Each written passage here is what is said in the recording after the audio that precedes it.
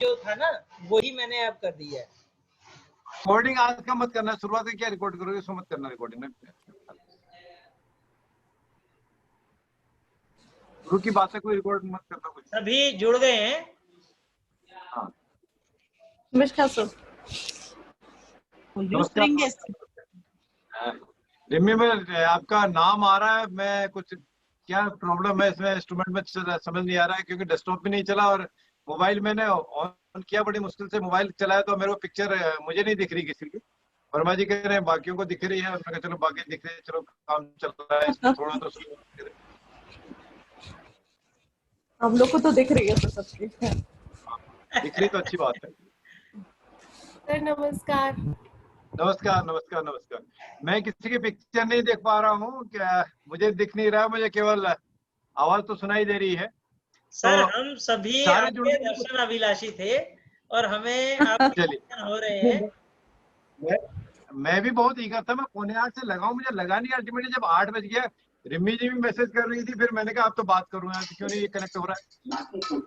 नमस्कार सर। नमस्कार। जूम पे मीटिंग की है मेरी, चला था क्या है इसमें टेक्निकल फॉल्ट आया, मैं कह नहीं सकता। नमस्कार सर। नमस्कार नमस्कार नमस्कार मैडम।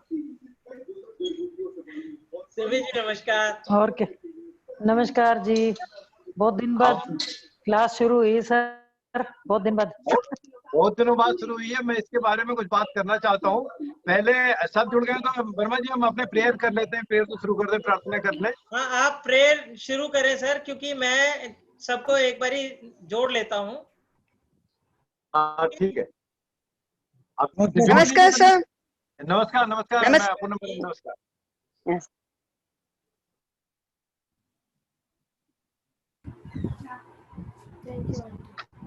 आपने खाना खा लिया? शिवा जी कैसे हैं, ठीक हैं? नमस्कार सर। नमस्कार नमस्कार। जैन साहब कैसे हैं? प्रवीण जैन जी अच्छे हैं? मुझे पिक्चर नहीं दिख रही है ना? वर्मा जी ने बताया आप जुड़े हैं।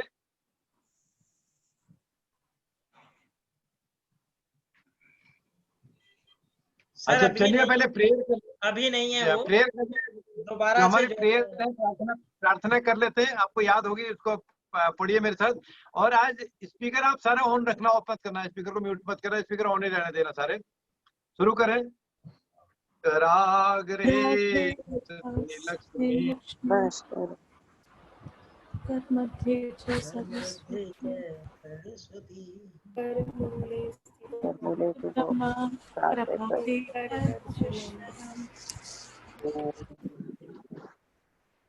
मोबाइल पे ये प्रॉब्लम भी है, वो क्या करेंगे, फोन आ गया इसमें, ऑफ करूंगा तो फिर नेट बंद हो जाएगा इसका। तो चलिए आप सभी का आज 14 सितंबर सोमवार का दिन फिर से स्वागत है। सबसे पहले ये टेक्निकल फॉल्ट के लिए जिम्मेदार जो भी है, मैं तो प्रकृति को जिम्मेदार मानता हूं और उसके सफर हम सब हैं, उसके लिए माफी। अभी भी पूरी ठीक से हम जुड़ नहीं पाए इसको, तो हम कुछ बातें तो शुरू करें। अभी सिमी जी कह रही थी और दूसरे भी लोग कह रहे थे कि आज बहुत दिनों बाद मुलाकात हुई। मैंने कहा बात तो ठीक हुई। अब देखिए क्या है, हम मेरी बातें सारे लोग सुन पा रहे हैं ना? हाँ जी सर। हाँ, तो कुछ बातें क्या है, मैन प्रपोजेस गॉड डिस्पोजेस। हम सब बहुत कुछ प्लानिंग करते हैं, लेकिन जो ऊपर वाला है ना, कुछ ऐसे काम कर देता है कि वो अल्टीमेटली वो फाइनल है, सुप्रीम है, जो वो चाहे, जैसे वो चाहे वैसे उसको ट्रैक कर लेते हैं, वैसे वो गाइड कर लेते हैं, वैसे वो एक्शन कर लेते हैं, वैसे रिएक्शन कर लेते हैं। मैं देख रहा था रिमी जी ने कहा था कि कनेक्ट नहीं हुआ, तो मैं उससे पहले मैं पौने 8 से इसकी कनेक्टिविटी में बैठा था और इवनिंग वॉक के लिए भी मैं आज नहीं गया, कि मैं बहुत एक्साइटेड था इसको कर लेते हैं करने के लिए। बट समहाउ कुछ प्रॉब्लम रही। बट कितनी प्रॉब्लम रही अब कल को दिखाना पड़ेगा। कि मैं 7 बजे से 7:30 बजे तक मैं जूम पे मैंने मीटिंग की है, कहीं ऑफिशियल मीटिंग वो चला था, अभी नहीं चल पा रहा है, कोई बात नहीं। जो मैन गॉड डिस्पोजिट वाली बात थी मुहूर्त के लिए ना, कल अगर आप लोगों ने कई पेपर में, कई सोशल मीडिया पे इस तरह से लोगों को बात करते हुए अगर सुना हो, और अगर जिसने कल मेरे मॉर्निंग का जो फेसबुक में 9 बजे संडे के दिन लाइव आता हूँ उसका वीडियो आपने देखा हो, अगर नहीं देखा हो आप चाहें तो मेरे फेसबुक पर अवेलेबल है, उसको देख भी सकते हैं। मैंने शुरुआत वहीं से की थी। लोग बहुत सारी बातें कर रहे हैं कि इस समय सूर्य स्वराशि के थे, अभी भी है, इनफैक्ट मंगल स्वराशि के हैं, चंद्रमा भी स्वराशि के हैं, बुध मूल त्रिकोण राशि के उच्च राशि के हैं, गुरु स्वराशि के हैं, शनि स्वराशि के हैं, राहु केतु भी उच्च स्थल में है अपने। ये बातें कर रहे हैं शुक्र को एक छोड़ के, है ना। तो शुक्र के अलावा 8 ग्रह या स्वराशि के हैं या उच्च के हैं। तो ये बहुत अच्छी स्थिति है, बहुत अच्छी पावर है सबको। कल के लिए तो लोगों ने ये भी कह दिया कि आज जो अभिजीत मुहूर्त है 11:15 से 1:30-2 बजे तक का जो टाइम है, इसमें सब कुछ सिद्धि कर लेनी चाहिए, ये कर लेना चाहिए। अगर बात कर देने तक तो ठीक है, लेकिन हम क्या बोल रहे हैं, क्या कर रहे हैं, क्या उसका रिजल्ट होगा, उसका ध्यान भी हमको रखना चाहिए। यह बात कटु सत्य है, ये बात बिल्कुल सही है कि कुंडली में 9 ग्रह जो होते हैं, 9 भावों में अगर वो स्थित हो, चाहे वो शुभ अशुभ कहीं भी भाव में वो मिक्स हो, वो एक बहुत अच्छी स्थिति एस्ट्रोलॉजिकल पॉइंट ऑफ से मानी जाती है। और यही स्थिति हमारे हथेली में रेखाएं साफ सुथरी हो, एक सा रंग हो, चिन्ह भी साफ साफ हो, चाहे शुभ हो अशुभ हो। कई जगह क्या होती है, जो पिछली क्लास में हमने पढ़ा, चिन्ह मिक्स हो जाते हैं। कहीं त्रिकोण से चतुर्भुज बन जाता है, कहीं उसी से स्टूल बन रहा है, कहीं उसी से डूब बन जाता है, यव बन जाता है, द्वीप बन जाता है। तो मिक्स है, उनका रिजल्ट भी गड़बड़ा जाता है, वो खिचड़ी सी पक जाती है। कहीं जाल बन रही है, कहीं वो यात्रा रेखाएं बन जाती है जाल से, उसी जाल से कहीं भाई बहन की रेखाएं बन रही है, कहीं उसी जाल से संतान की रेखाएं बन जा रही है ना। और चेन सी बन रही है बहुत जगह।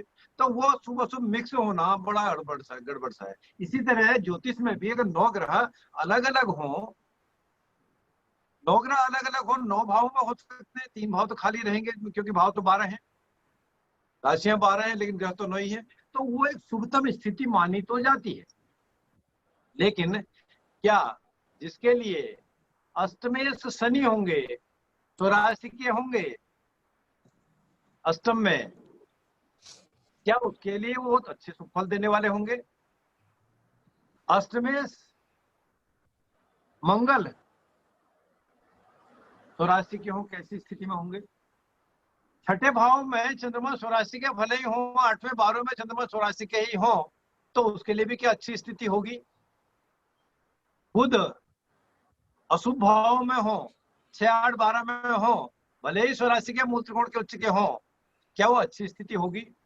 यही बात सूर्य चंद्रमा की भी है। अब वो बात अलग है पराशरी पद्धति के मान्यता के हिसाब से, क्योंकि मैं और पद्धति नहीं जानता, कि सूर्य चंद्रमा को अष्टमेश या मार्केश का दोष नहीं लगता।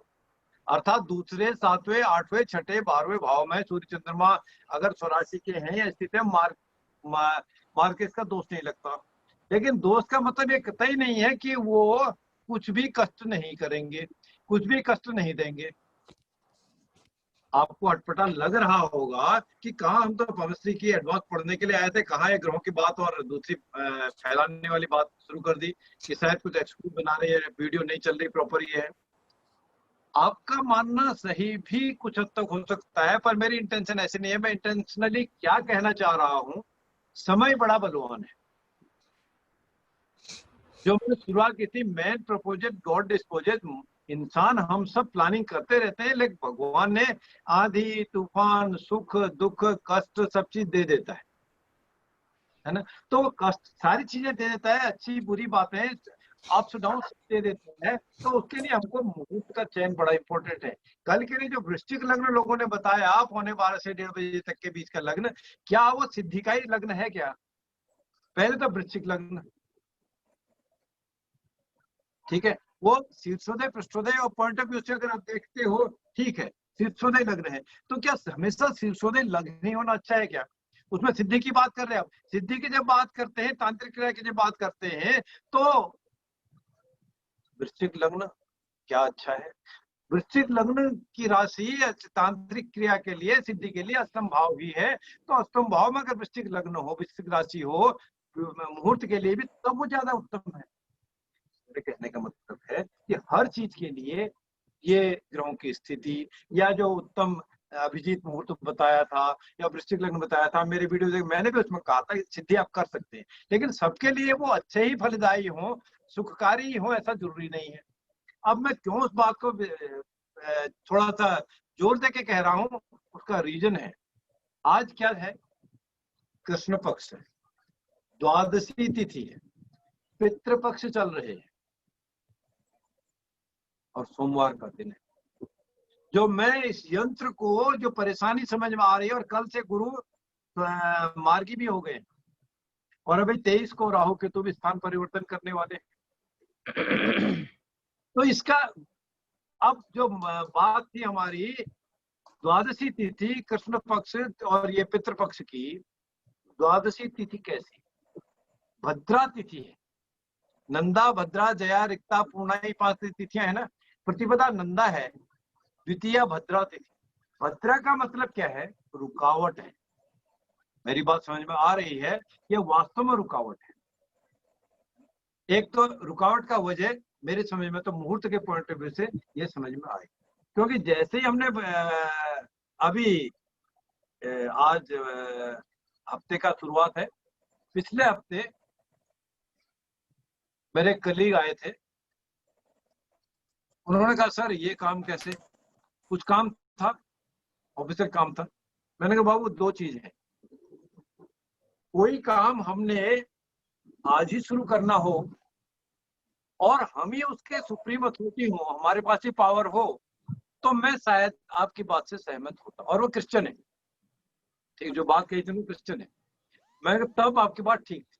यहाँ हम शनि का काम कर रहे हैं, सेवा का काम कर रहे हैं, नौकरी कर रहे हैं, और जो प्रपोजल है उसको भाई आज नहीं कर तो कल करूंगा। मैं 16 दिन तो उसको नहीं रोक सकता, 15 दिन तो नहीं रोक सकता।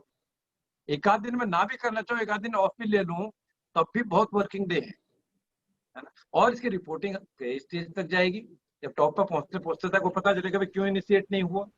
एक, क्योंकि जब दूसरे के हाथ की कोई चीज है तब भी आपको करनी है, और जो काम ऑलरेडी चला आया हो उसका क्या करना, एक काइंड ऑफ एक्सटेंशन था, ऑलरेडी चलता आ रहा था, डिसीजन की स्टेज थी जो मेरे लास्ट थर्सडे की थी, तो वो हमको काम करना ही था, एक चीज थी। इसलिए भद्रा में अगर हम कोई काम शुरू ना करें तो एक अच्छा है। कल को मेरे को उम्मीद है त्रयोदशी हो जाएगी, भले ही पितृपक्ष हो, लेकिन जया तिथि आ जाती है, तो हम इस जो ट्रबल है, हर्डल है, इसको जीत हासिल कर लेंगे, ऐसी मेरी पूरी इच्छा भी है और मुझे विश्वास भी है, एक चीज। और दूसरी बात एक और है कि हम सब इसी समय अपने पितरों से क्षमा भी मांग लें और उनका आशीर्वाद भी मांग लें और उनको प्रेयर भी करते हाथ जोड़ के कि हमसे गाये बगाए जो गलती त्रुटि हो गई हो हमको माफ करें। इस पितृपक्ष में अपना आशीर्वाद जो अब इस समय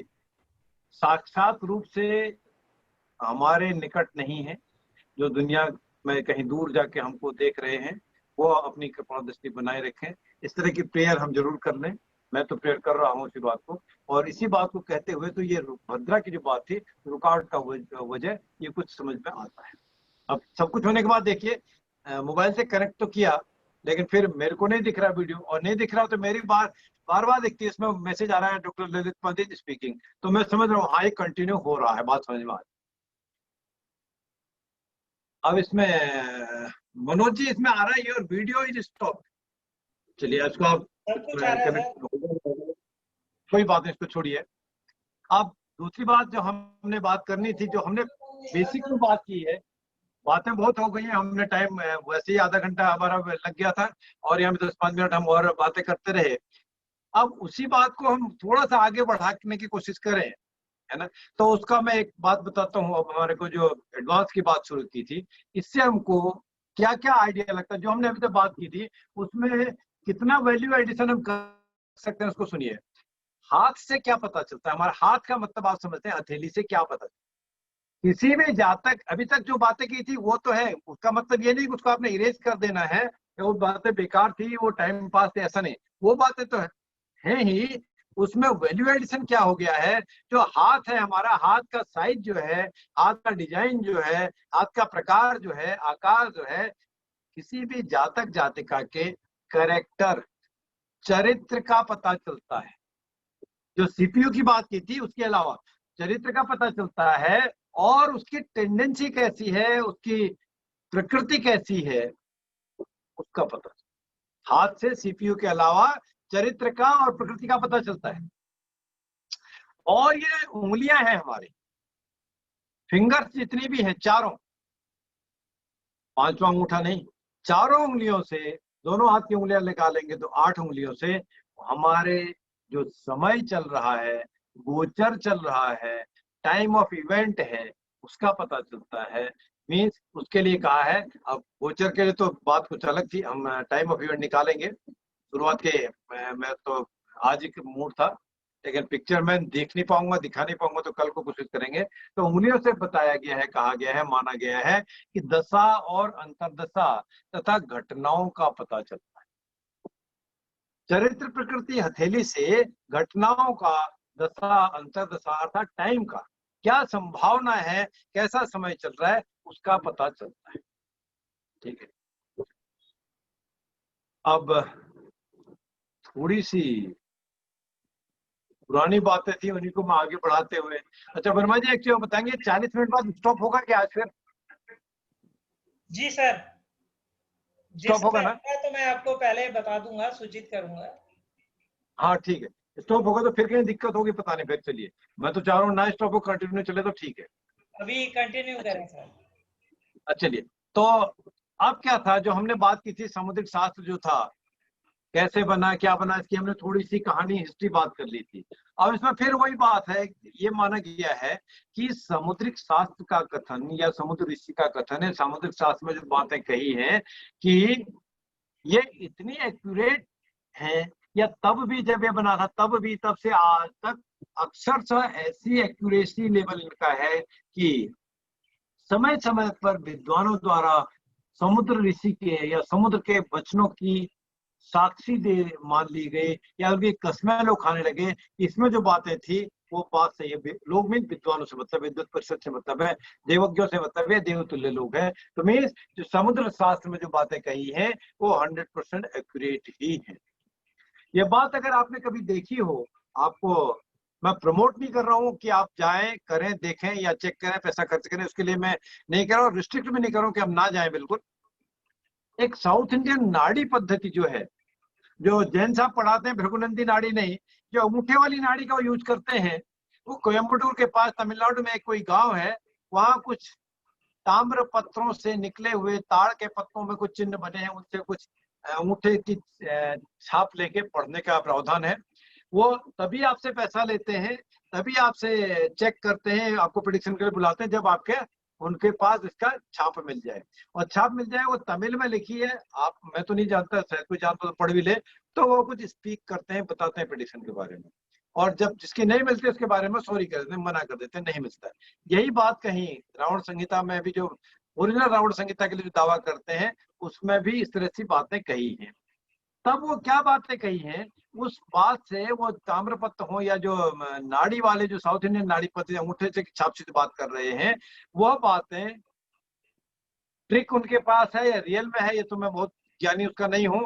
आपके नाम का पहला अक्षर बता देते हैं, आपके पेरेंट्स का नाम का पहला अक्षर बता देते हैं, भाई बहन संतान का बता देते हैं, या और नियरेस्ट ईयर्स का बहुत सारी बातें बताते हैं, बहुत सारे डेट बता देते हैं, है ना। तो सारी चीजें बता देते हैं, तो हम क्या करें उसके लिए? उससे हमको विश्वास हो जाता है, और यही विश्वास जो विद्वानों के द्वारा समुद्र शास्त्र के, सामुद्रिक शास्त्र के, सामुद्रिक ऋषि के कथन को साक्षी माना गया, यही विश्वास था कि उसकी बातें धरती पलट जाए, लेकिन वो बात सत्य ही होती है, बशर्ते प्रोवाइडेड हम, हमारी कितनी श्रद्धा है, देवज्ञों का कितना ज्ञान है, कितना ईमानदारी से उसको प्रैक्टिस कर रहे हैं, कितना सिंसियरली उन्होंने उसका स्टडी की है, कितनी उसमें मेहनत की है, और जो परीक्षक हैं, पूछने वाले हैं, उनकी भावना कैसी है, उनका स्मरण शक्ति कैसी है, उनकी मानसिक दशा कैसी है। तो क्योंकि कहा है भगवान राम के द्वारा रामचरितमानस में, जाकी रही भावना जैसी प्रभु मूरत देखी तिन जैसी। मेरे दिल में जैसा विचार आ रहा है ऊपर वाला रास्ता वैसे ही बना के रखता है, और यह बात बिल्कुल अक्षरशः सही है। इसलिए वो जो बात निकलती है, जो हम पामिस्ट्री को पढ़ते हैं, ज्योतिष की तो बात नहीं कर रहे हैं हम, पामिस्ट्री जो पढ़ते हैं अक्षरशः वही सही निकलती है। एक एग्जाम्पल मैं आपको देना चाहता हूँ। मैं एग्जाम्पल इसलिए शुरू कर दिया हूँ आज क्योंकि मैं बहुत डिटेल आज नहीं पढ़ा पाएंगे। जब साथ ही मैं आपको कुछ पिक्चर भी दिखाना चाहता हूँ और स्लाइड भी दिखाना चाहता हूँ। ये ठीक हो जाए, कल हम बात करेंगे। और अभी हम इस अगर डिस्कनेक्ट होता भी है तो एक सेशन और ज्वाइन करेंगे। तो एक दो एग्जाम्पल मैं आपको बताता हूँ। अगर मैंने पिछली क्लास में कभी कह भी दिए हूँ, बता भी दिए हूँ, तो कुछ रिपीट हो जाएगा, या जिसने नहीं सुने हो तो उसके लिए नया भी हो जाएगा। एक जातिका मेरे पास अपनी कुंडली और हाथ दिखाने दोनों के लिए आई ऑफिस में, और जब मैंने कुंडली देखी तो कहीं उनका 6th हाउस के लॉर्ड की दशा अंतरदशा चल रही थी, प्रत्यंतर कहीं पंचम भाव के स्वामी की चल रही थी, छठे भाव के स्वामी की दशांतर दशा, पंचम भाव के स्वामी की प्रत्यंतर दशा। और जब मैंने हाथ में देखा, अब इतनी बात तो समझ में आती है, चंद्रमा का क्षेत्र है। फिर आपको अलार्म कर रहा हूँ, अलर्ट कर रहा हूँ कि एक सिम्टम जो मैं कह दूंगा उससे फाइनल नहीं है, आपको क्रॉस एग्जामिन करना ही है, अच्छी बुरी दोनों बातें। चंद्रमा के क्षेत्र में नीचे की तरफ जाल सा बना था, मणिबंध की तरफ, ये सारी बातें अब आप जानते हैं, जाल सा बना था, और जाल के कुछ लाइनें काफी डार्क थी, मैं गहरी लाइनें थी। डार्क जाल की लाइनें जनरली हल्की हल्की सी होती है, तो एक डार्क थी। तो मैंने तुरंत उनसे जातिका से कहा नाम लेके कि क्लिनिकल कोई प्रॉब्लम नहीं है। नहीं सर ऐसा तो नहीं कुछ है। मैंने कहा काश ना हो, पर डॉक्टर बैठी है हमारे पास, फिजिशियन है, लेकिन फीमेल है और काफी एल्डरली है, 80 के आसपास उनकी एज है, काफी लर्नेड डॉक्टर है। मैंने कहा डॉक्टर जैन को दिखा दो।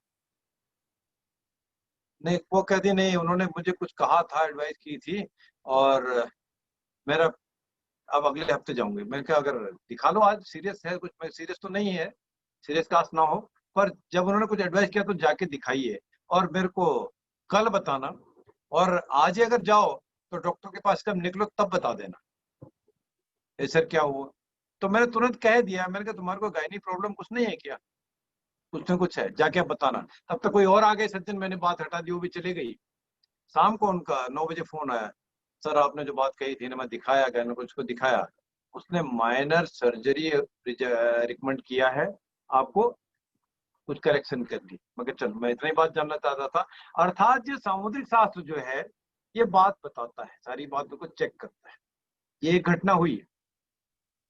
इसी फरवरी के महीने में एक घटना और हुई, एक बालिका मेरे पास और आई थी, वो भी किसी के रेफरेंस से, और जिसके रेफरेंस आई थी वो कहीं ज्योतिषी है। जब मैंने उस बालिका का चेहरा देखा, मैं कुछ धोखा खा गया। मुझे लगता था उनका अपीयरेंस से एज 22-23 साल तक होनी चाहिए, 24 क्रॉस नहीं होने चाहिए, मासूम सा चेहरा।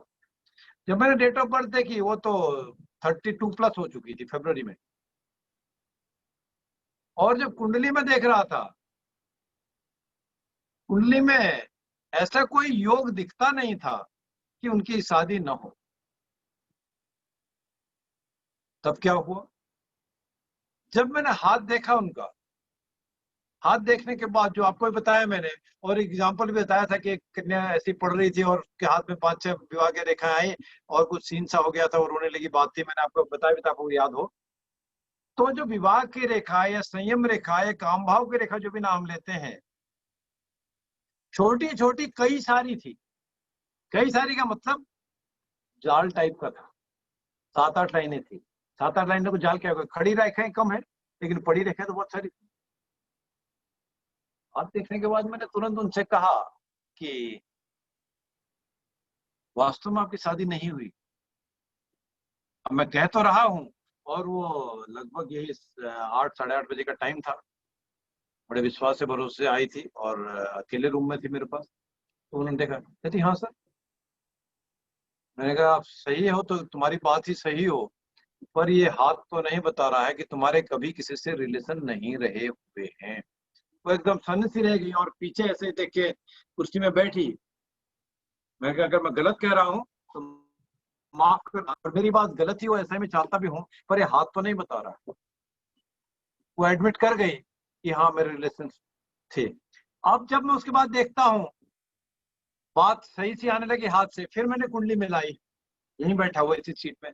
कुंडली जब मैंने मिला के देखी, उस कन्या की जब उम्र 17-18 साल, 17 साल प्लस शुरू हुई थी, तो 7th Lord, 8th Lord, 12th Lord का रिलेशन बनता था कहीं, मीन्स दशा में। और बार बार सब 7th house 12th house activate भी होता था। अब आप मेरी बात समझ रहे होंगे, मैं सारी बात तो नहीं कहना चाहता। मैं उस कन्या का, उस जातिका का रिलेशन बन चुके थे, और जो बहुत सारे थे, लाइनें हल्की हो रही थी। मेरे दिमाग में कुछ बात आई, ये लिखा तो नहीं समझ शास्त्र में भी, अगर लिखा है तो मेरे को स्किप हो गया। बहुत सारी रेखाएं होने के बावजूद, विवाह की रेखाएं बहुत सारी होने के बावजूद धुंधली पड़ रही थी। तब मैंने उसे कह दिया कि अभी कुछ ब्रेकअप हो गया क्या, 1.5 साल 2 साल से रिलेशन नहीं है क्या? तब उसने कहा हाँ सर 1.5 साल से ब्रेकअप हो गया। कहती अब बता दिया उन्होंने। कहती हमने 11th 12th साथ किया, बीटेक साथ में किया, और 4 साल हम पुणे में एक ही जगह रहे और हम लिव इन में रहे, और अब वहां से हम नोएडा आ गए, यहाँ से फिर हम 1 साल साथ रहे और अब हमारा ब्रेकअप हो गया। अगर फिर रीजन कुछ था, कहते उन्होंने वेट किया अभी तक, बट अब उसने इसी महीने शादी कर ली, वो परेशान था।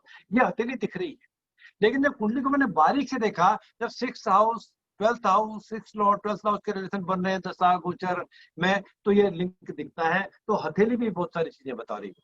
पहले 1 गो में वो हाथ कुंडली से नहीं दिखा था। आज ही की एक मैं बात अगर आपको बताऊं, मैं एनालिसिस सुन रहा था, आप भी सुनना चाहे सुनिए।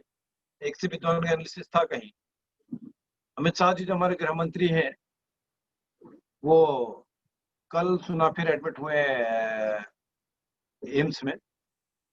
कल भी मैं किसी की व्याख्यान सुन रहा था, आज भी सुन रहा था, एनालाइज किया, जो प्रश्न कुंडली निकाली, उस जातक की प्रश्न कुंडली तो बिल्कुल एक्यूरेट थी, और प्रश्न कुंडली के हिसाब से उनका हॉररी का जो रूल है वो भी बिल्कुल सही था। बट अब इतने बड़े आदमी की बात करनी है, और उन्होंने उसको पराशरी पद्धति लगा दी। 2 नियम है साहब, या प्रश्न कुंडली ही यूज कीजिए या पराशरी पद्धति ही यूज कीजिए, दोनों साथ आप मिलाएंगे। वो घी और शहद अलग अलग खाने पर ही अमृत हैं, दोनों मिलाने में गड़बड़ है। तो फिर उन्होंने मिला करके प्रश्न कुंडली बहुत अच्छा प्रिडिक्शन किया, और पराशरी पद्धति का भी अच्छा विश्लेषण उन्होंने किया। लेकिन जब नक्षत्रों के साथ उन्होंने मिला दिया, तो वो सारी बातें गुडी गुडी वाली बात हो गई, वो नहीं आए। तो इस समय काश मैं भी उनका, अमित शाह जी का हाथ देख पाता, या आप भी देख पाते, और हम उनको प्रिडिक्शन कर पाते, तो शायद हम और नजदीक तक पहुंच पाते हैं, या लेवल ऑफ एक्यूरेसी, एटलीस्ट बीमारी कोई ऐसी क्रोनिक बीमारी है क्या हम ढूंढ पाते हो, है ना। अब अगर हो सकता है मौका मिले या ना मिले, कभी बात करेंगे कभी। ये मैंने 2-3 आपको एग्जाम्पल बताए थे, एग्जाम्पल ऐसे बहुत सारे हैं।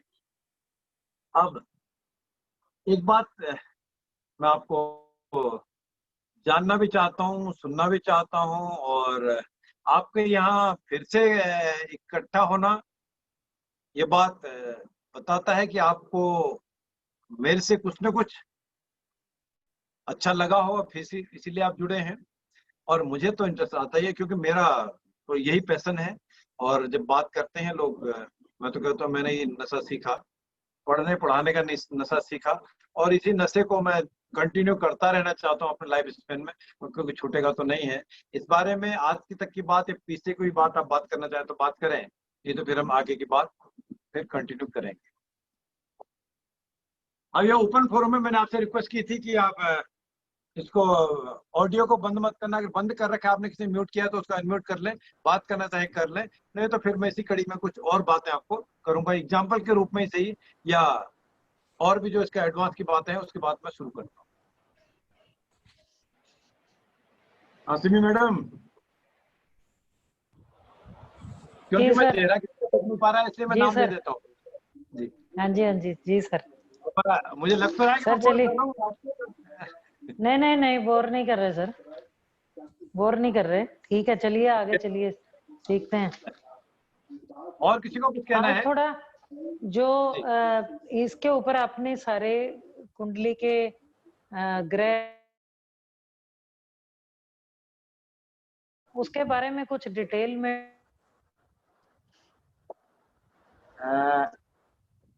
और किसी को कुछ कहना है?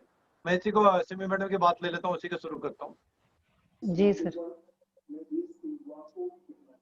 जी सर। सिमी मैडम की बात करनी है। जैन साहब, आप तो नाड़ी वाले हैं, बुद्धिमंदी नाड़ी वाले, कुछ आप कहना चाहते हैं? वैल्यूएशन आपका वेलकम है। तुषार जी,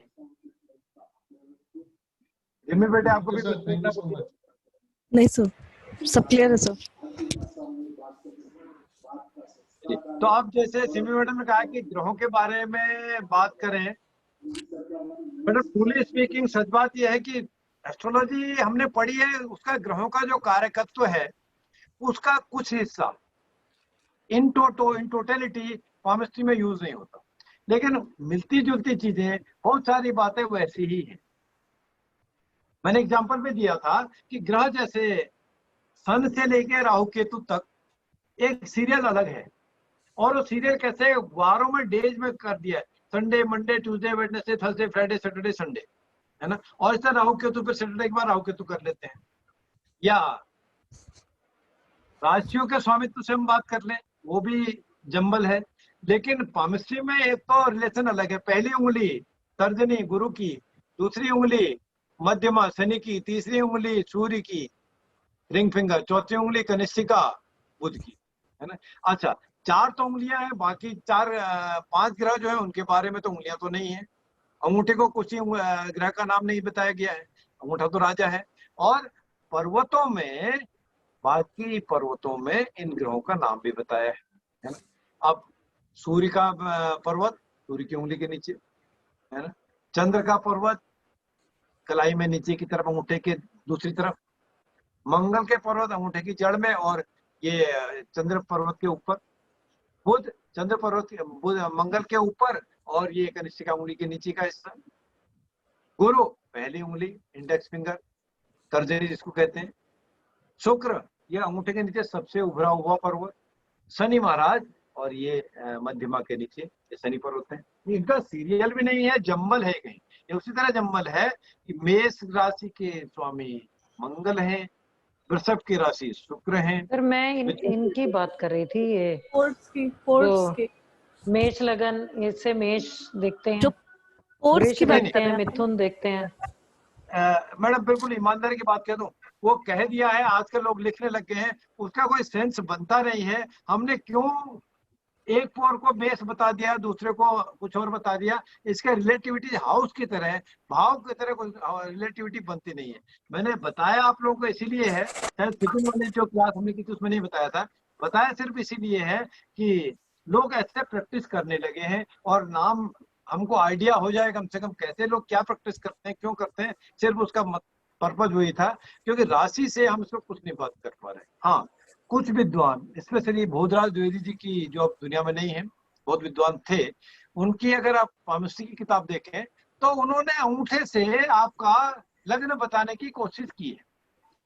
अंगूठे की पोजीशन कैसी है, मेष से मीन तक लग्न, उन्होंने उसको कोरिलेट किया। एग्जैक्ट आप अंगूठे से बता पाए ये थोड़ा सा टफ है। अंगूठे की स्थिति देख के, हथेली को बाकी देख के दिखता है। वो उसी तरह हम पता कर सकते हैं, जैसे हमने बात की थी कि जातक में प्रधानता किसी की है, गुरु प्रधान, शुक्र प्रधान, बुध प्रधान, सूर्य प्रधान, शनि प्रधान, मंगल प्रधान, चंद्र प्रधान कैसा है। मीन्स कि प्रधान से मतलब है किस ग्रह का, किस उंगली का, किस पर्वत का, किस रेखा का, उसमें ज्यादा इंपॉर्टेंस है, ज्यादा पावर है, वो ज्यादा विजिबल है, या उसके रिजल्ट कंपैरेटिवली औरों से ज्यादा हैं।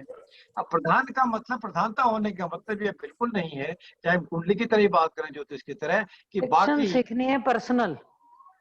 जी कुछ कह रहे हैं मैडम?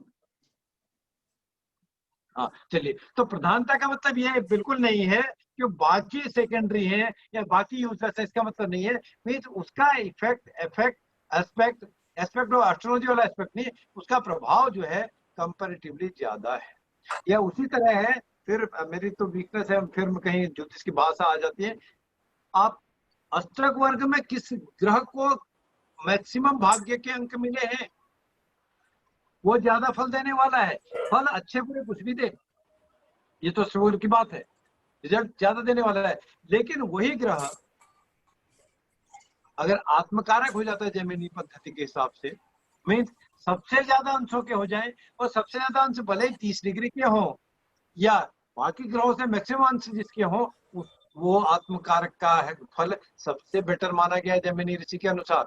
उसका मीन्स क्या है, उस जातक के पास, उस पर्टिकुलर ग्रह के पास आत्मकारक होने की विशेषता की वजह से उसके पास अनुभव ज्यादा है। क्यों हम अनुभवी जो लर्नेड लोगों को, लर्नेड डॉक्टर्स को, लर्नेड एडवोकेट्स को एंगेज करना चाहते हैं।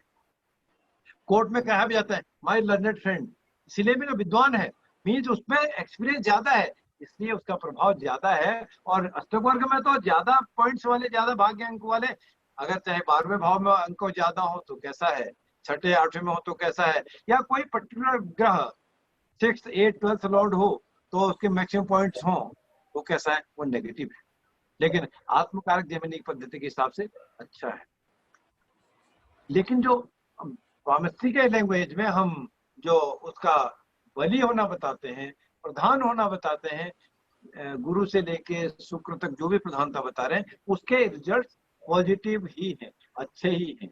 क्योंकि हम पॉइंट्स के हिसाब से अच्छे या मैक्सिमम है, ज्यादा है, खराब है, ऐसा नहीं कहते, तो उसके रिजल्ट अच्छे हैं, बशर्ते उसमें और बाकी नेगेटिविटी ना हो। तो राशियों का हम इसमें एडवांस में कुछ बात नहीं करेंगे, हथेली में सिर्फ चिन्ह वहां पे साइन उन्होंने बिठा दिए हैं, बता दिए।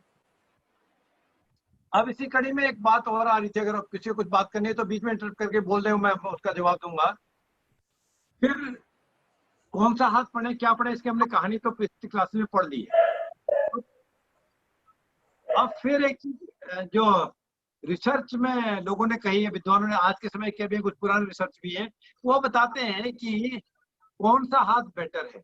अब वो लेफ्ट राइट तो हो गया, एक्टिव इनएक्टिव की बात तो अपनी जगह पर है ही, है ना। एक्टिव हमको प्रेजेंट बता रहा है, इनएक्टिव पास्ट बता रहा है, और एक्टिव प्रेजेंट के अलावा फ्यूचर भी बता रहा है, संभावना बता रहा है, बात ठीक है।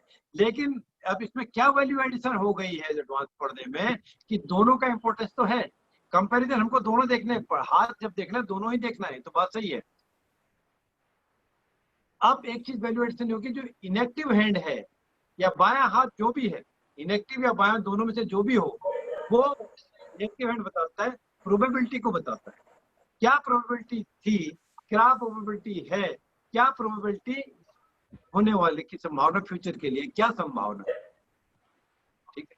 और जो एक्टिव हैंड है या राइट हैंड है, वो हमारे को लाइट का काम करता है, टॉर्च का काम करता है, हमारी पर्सनालिटी कैसी है, हमारी कॉम्पिटेंसी कैसी है, हमारा व्यक्तित्व कैसा है, किस चीज को, किस काम को करने में हम सक्षम हैं, किसमें हमको सफलता मिल सकती है, किस काम को करने से करना बेकार है, उसको हमको छोड़ देना चाहिए। ये हमारा एक्टिव इनएक्टिव में वैल्यू एडिशन एडवांस। फिर कुछ साथ ही साथ ये भी बताते हैं कि बायां हाथ बताता है कि हम, या इनएक्टिव हेड बताता है कि हम क्या लेके पैदा हुए थे, पास्ट में था, जो फॉर्चून था, भाग्य था, और जो दायां बताता है कि हमने क्या किया है, क्या बनाया है, क्या कर्म से, ये कर्म बताता है दायां हाथ। ये तो हमारी बात इसी में वैल्यू एडिशन हो गया। और मेल फीमेल का दाएं बाएं का जो था वो टाइम समाप्त हो गया। हाँ, सामुदायिक शास्त्र में अभी भी लिखा है, उसको हम आप मॉडरेट वे में, मॉडर्न पामिस्ट्री में अपग्रेड करते हैं। और एक चीज और बताइए कि बायां हाथ बताता है कि जब भाग्य की बात है, भगवान ने आपको क्या दिया, आपने जो मांगा वही तो भगवान ने दिया। और दाया फिर आपको अलर्ट करता है, जो भगवान ने दिया है, जो आपको मिला है, जो आपको प्राप्त है, उसमें आपको क्या करना है, क्या करना चाहिए, ये वैल्यू एडिशन है। और साथ ही साथ, अगर फास्ट हो रहा तो आप मुझे रोकिए थोड़ा सा, साथ ही साथ एक जो बहुत इंपॉर्टेंट चीज है, इनएक्टिव हैंड या लेफ्ट,